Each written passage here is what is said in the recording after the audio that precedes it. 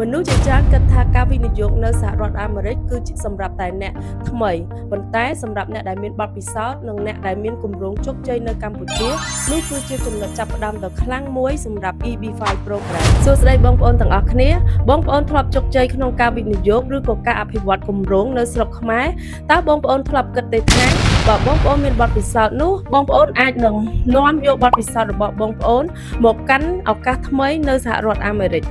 សម្រាប់ខ្ញុំផ្ទាល់ខ្ញុំបានធ្វើការនៅវិស័យ Real Estate នៅប្រទេសកម្ពុជាអស់រយៈពេលជាង10ឆ្នាំហើយក្នុងនោះក៏ខ្ញុំមានឱកាសក្នុងការ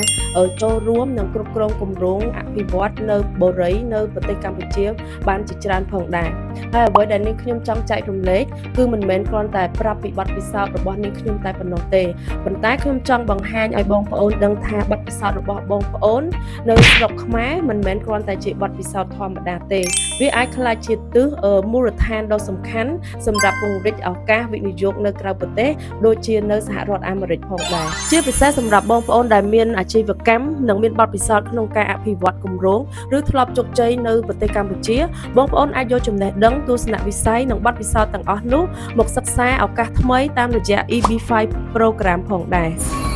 អ្វីដែលសំខាន់គឺពេលដែលយើងធ្លាប់មានបទពិសោធន៍នឹងការគ្រប់គ្រងគម្រោងឬក៏ការវិនិយោគរួចហើយនោះយើងមិនមែនចាប់ផ្ដើមថ្មីពីសូន្យនោះទេយើងគ្រាន់តែកំពុងពង្រីកវិស័យនិងកម្រិតនៃឱកាសទៅកាន់ទីផ្សារដ៏ធំជាងមុនតែប៉ុណ្ណោះ